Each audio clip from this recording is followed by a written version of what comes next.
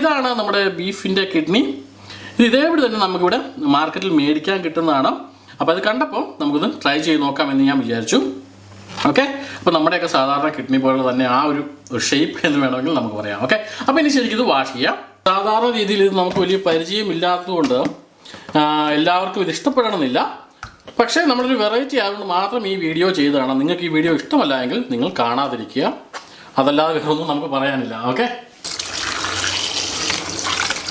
ശരിക്ക് വാഷ് ചെയ്യുക. ഇത് ഓൾറെഡി തന്നെ വാഷ് ചെയ്ത് ക്ലീൻ ചെയ്തിട്ടാണ് നമുക്ക് കിട്ടുന്നത്. പക്ഷേ എങ്കിലും നമ്മൾ ഒന്നുകൂടെ ഒന്ന് ക്ലീൻ ആക്കുന്നു എന്ന് മാത്രം. അതാദ്യം തന്നെ നമുക്ക് ഇത് ശരിക്കും ചെറിയ പീസാക്കി കട്ട് ചെയ്യാം.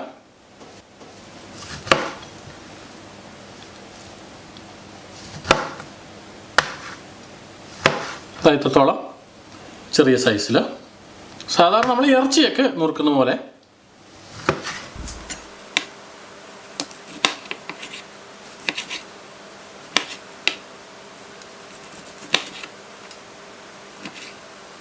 അപ്പോൾ അതാ ശരിക്ക് ചെറുതായിട്ട് നമ്മൾ കട്ട് ചെയ്തെടുത്തിട്ടുണ്ട്. പാത്രം എടുക്കുക, അതിലേക്ക് കുറച്ച് വെള്ളം ഒഴിക്കുക. അതിന് ശേഷം നമ്മൾ ഈ കട്ട് ചെയ്ത് വെച്ചിരിക്കുന്ന ഈ കിഡ്നി ഇതിലേക്ക് ആഡ് ചെയ്യാം.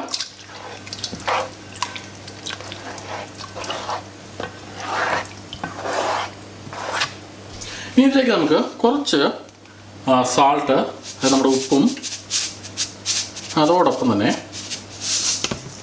കുറച്ച് മഞ്ഞൾപ്പൊടിയും കൂടി ആഡ് ചെയ്യാം, ടർമറിക് പൗഡർ. അതിനുശേഷം ഇതൊരു 5 മിനിറ്റ് അല്ലെങ്കിൽ 10 മിനിറ്റ് ശരിക്കൊന്ന് തിളപ്പിച്ചെടുക്കാം.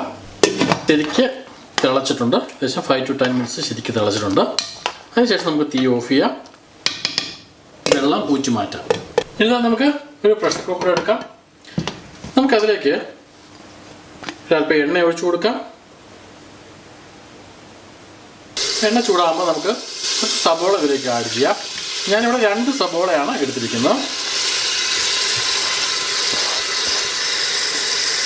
അതോടൊപ്പം തന്നെ ഒരു 2 പച്ചമുളകും ചെറുതായിട്ടൊന്ന് വഴറ്റിയെടുക്കാം.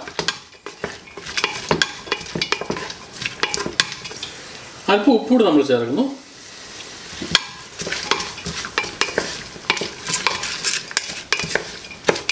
ചെറുതായിട്ട് ഒന്ന് വഴന്നു വരുമ്പോൾ നമുക്കതിലേക്ക് ഏകദേശം 2 സ്പൂണോളം മുളക് പൊടി ഇടാം, ചില്ലി പൗഡർ. അതോടൊപ്പം തന്നെ 2 സ്പൂൺ ഗരം മസാല, പിന്നെ ഒരു 3 സ്പൂണ് മല്ലിപ്പൊടി.